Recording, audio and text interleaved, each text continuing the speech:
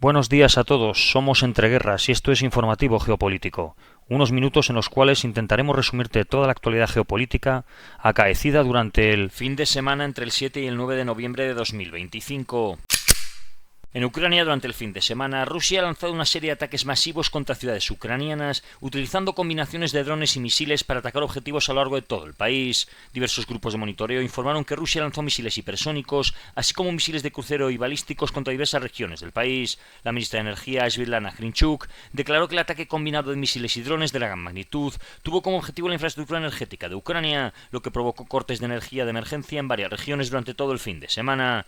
El domingo, las centrales térmicas de la empresa energética ucraniana Centroenergo se detuvieron después del ataque, siendo algunas de ellas gravemente dañadas. El domingo todas ellas seguían detenidas después del ataque nocturno. Sobre el terreno, las fuerzas rusas parecen estar a punto de tomar finalmente la ciudad ucraniana de Pokrovsk en el este del país, después de semanas de intensos combates urbanos. Los enfrentamientos dentro de la ciudad se han intensificado drásticamente en los últimos días, después de la infiltración exitosa de tropas rusas en múltiples sectores. Fuentes sobre el terreno describen la situación como prácticamente insostenible para los defensores ucranianos, que combaten por mantener una línea de retirada hacia el oeste. Un comandante ucraniano citado por la CNN ha admitido que las unidades están prácticamente rodeadas y que los ataques rusos se caracterizan por su intensidad y ritmo, lo que ha convertido a los ucranianos en incapaces de seguir todos los movimientos simultáneamente, saturando la capacidad de respuesta de los defensores. El avance ruso en Pokrovsk, una ciudad de unos 60.000 habitantes antes de la guerra, permitiría al Kremlin de redirigir sus fuerzas hacia Konstantinivka, Druzhivka y la cadena industrial del noreste, columna vertebral de las defensas ucranianas en el Donbass. Un soldado de la 199ª Brigada ha declarado que una vez caigan Pokrovsk y la vecina Mirnograd, la presión sobre el frente oriental aumentará de forma inmediata.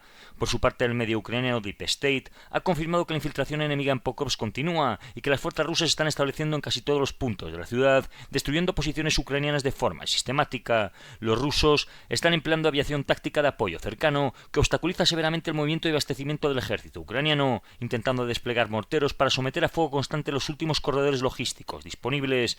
Deep State matiza que Pokrovsk no está completamente rodeada, ya que las fuerzas rusas actúan mediante infiltración directa en el interior urbano, principalmente desde el sector sur. Sin embargo, Mirnograd, a escasos kilómetros al noreste, se encuentra bajo amenaza de cerco operativo, con todas sus rutas logísticas bajo fuego o control enemigos. En esta ciudad se concentran todavía unidades del SOU, fuerzas de defensa ucraniana, que luchan por mantener la comunicación con el exterior. Las operaciones rusas se han extendido a lo largo del eje Novokominnuche-Mykolaiv-Kozhevsk, donde intentan consolidar una cabeza de puente oriental. Las condiciones son extremas, ya que la logística prácticamente no existe y el mal tiempo interrumpe los movimientos y los desplazamientos a pie, que se han vuelto una lotería mortal, con emboscadas, minas, ataques con drones y combate cuerpo a cuerpo en entornos urbanos colapsados. Algunos grupos de infantería rusa habrían logrado instalar barricadas e infraestructuras de ingeniería dentro de la ciudad. Un punto crítico para el sostenimiento de Mirnograd sería el asentamiento de Rivne, que los rusos están utilizando como base de concentración y emboscada. Los combatientes ucranianos reconocen que mantener posiciones sin reabastecimiento ni rotación de tropas es cada vez más inviable y que Pokrovsk es la clave estratégica. Si cae completamente, la defensa de Mirnograd colapsará después. En este contexto desesperado, el mando ucraniano ha ordenado 2 incursiones de helicóptero Black Hawk a finales de octubre, dirigidas personalmente por Kirilo Budanov, jefe de la inteligencia militar ucraniana, para infiltrar comandos en la zona norte aún disputada. No está claro hasta qué punto lograron alterar el curso de la batalla. A 21 meses del inicio de la ofensiva rusa, la batalla de Pokrovsk parece acercarse a su desenlace. Su eventual caída no solo supondría un golpe estratégico y moral para Kiev, sino que abriría a Moscú un corredor directo para nuevas ofensivas en el corazón industrial del este de Ucrania.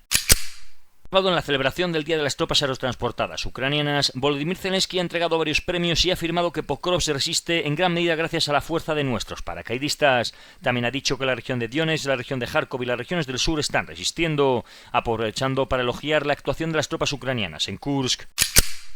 Por su parte, el ministro de Asuntos Exteriores ruso, Sergei Lavrov, declaró el domingo que estaba dispuesto a reunirse con el secretario de Estado estadounidense Marco Rubio, pero que Rusia no abandonará sus condiciones fundamentales para poner fin a la guerra en Ucrania. El Kremlin ha desestimado el viernes también las informaciones de la prensa occidental, que afirmaban que Lavrov había perdido el favor de Putin tras el fracaso de la cumbre que se iba a celebrar en Budapest, después de que el ministerio de Lavrov enviara un mensaje indicando que Moscú no estaba dispuesto a ceder en sus exigencias sobre Ucrania. La gigante energética estatal ucraniana Naftogaz ha firmado un memorando de cooperación con la empresa griega Atlantic Sea LNG Trade S.A. para desarrollar el suministro de gas natural licuado desde Estados Unidos a Europa y Ucrania. Naftogaz ha estado gestionando esta financiación con bancos ucranianos y socios internacionales con el fin de cubrir sus necesidades de importación antes del invierno. Según una estimación del Departamento de Estado estadounidense compartida por Axios, las exportaciones de armas estadounidenses por valor de más de 5.000 millones de dólares destinadas a apoyar a los aliados de la OTAN y a Ucrania se han retrasado debido al cierre del gobierno. En Oriente Próximo, el ejército israelí continúa con sus operaciones, afirmando que ha matado a 2 operativos terroristas que han cruzado la línea amarilla que delimitaba la retirada militar. También a lo largo del fin de semana han recibido los cuerpos de varios rehenes, uno de los cuales estaba en manos de Hamas desde 2014, concretamente el teniente Hadar Goldin. Con respecto a la guerra en Gaza, se ha filtrado que Estados Unidos recabó el año pasado información de inteligencia según la cual los abogados militares israelíes advirtieron que podría haber pruebas que respaldaran acusaciones de crímenes de guerra contra las fuerzas de defensa israelíes por sus acciones en la Franja de Gaza, operaciones que dependieron de armas suministradas por los Estados Unidos, según declararon 5 funcionarios estadounidenses.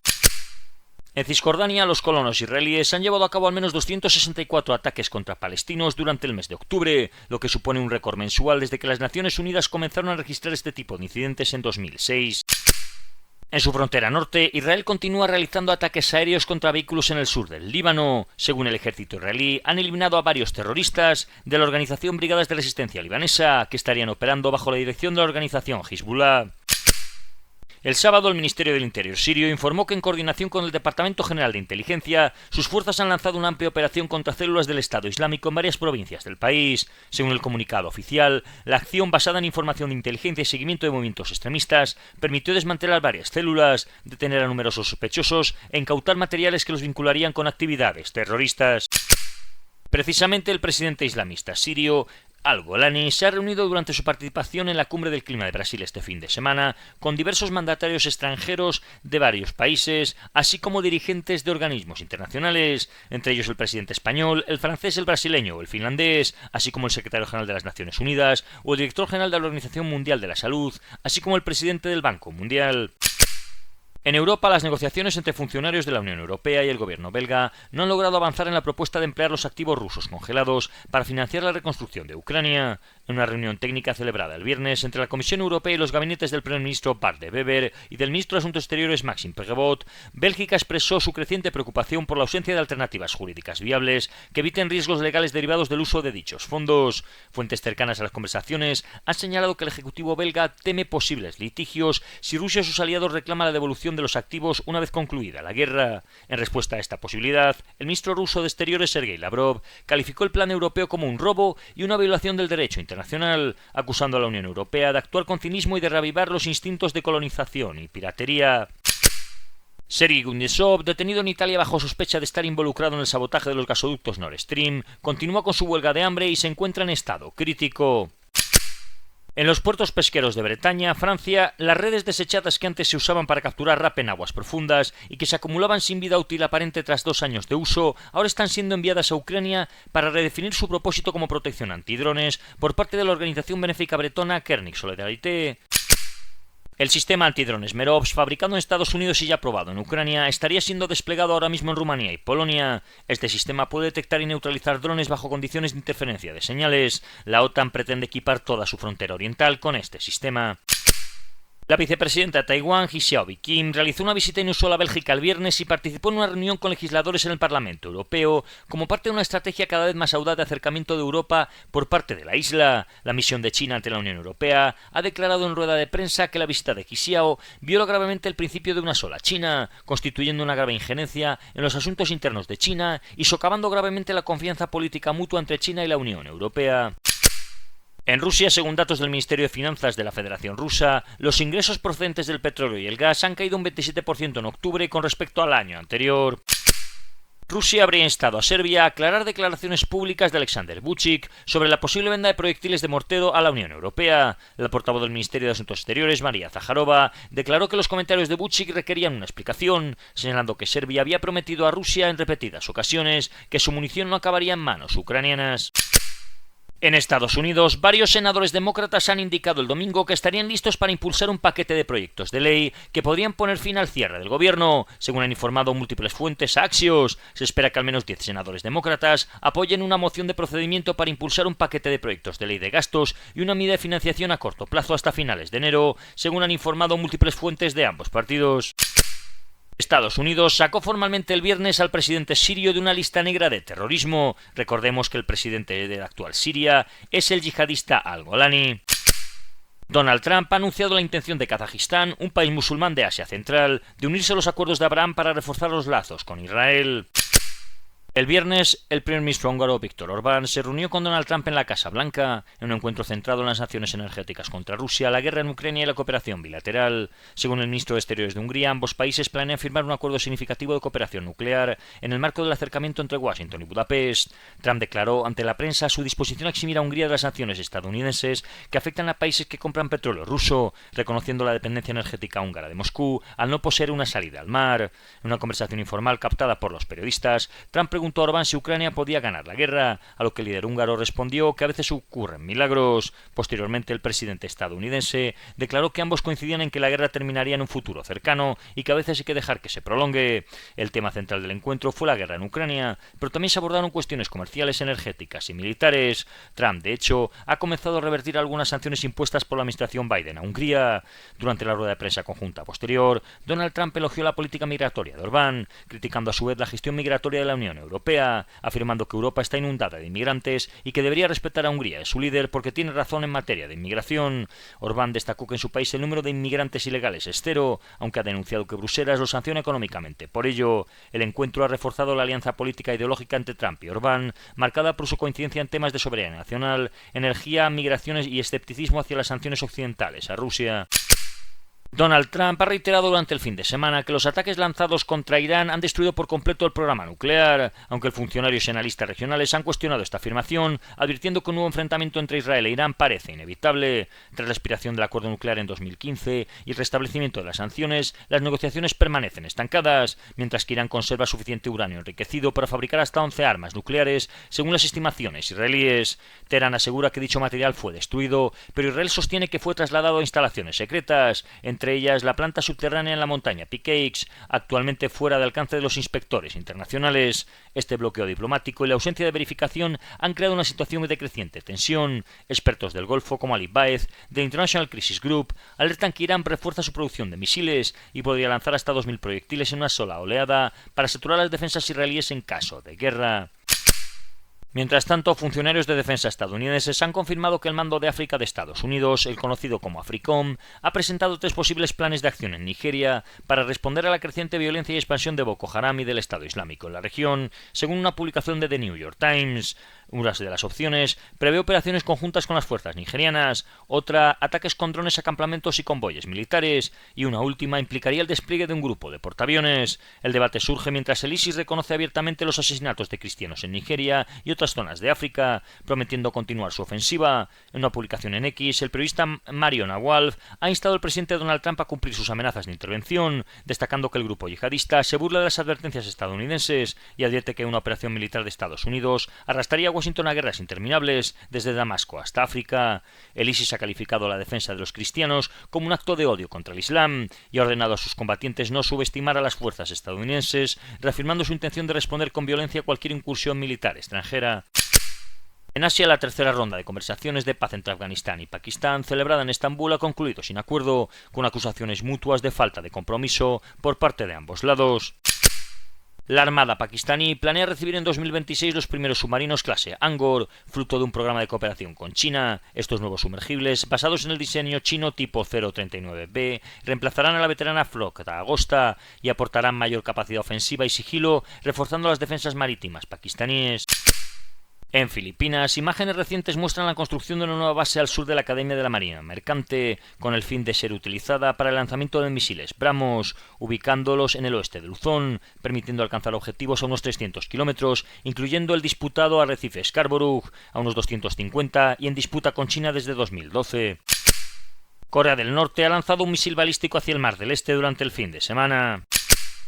El coronel Yao Bin, portavoz del Ministerio de Defensa chino, lanzó una severa advertencia a Taiwán después de que el ejército taiwanés celebrase una ceremonia para incorporar los nuevos carros de combate M1A2T de fabricación estadounidense a su ejército, hablando de que la tendencia histórica es a la reunión entre ambos territorios.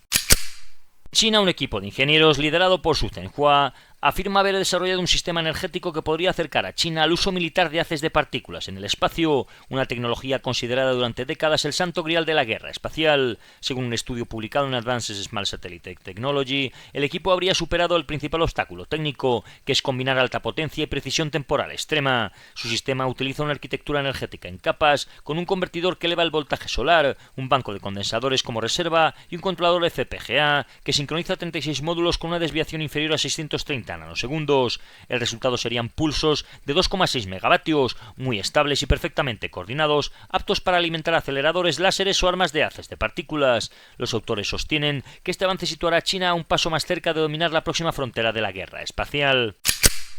En África, según canales rusos, centenares de camiones con combustible habrían llegado estos días a Bamako, la capital de Mali. No obstante, el viernes Francia ya aconsejó a sus ciudadanos que abandonasen el país lo antes posible, dado que los insurgentes islamistas mantienen el bloqueo sobre la capital maliense. El anuncio de Francia se ha producido después de que MSC, la mayor naviera del mundo, anunciase la suspensión de sus operaciones en Mali, alegando el bloqueo y el deterioro de la seguridad en todo el país.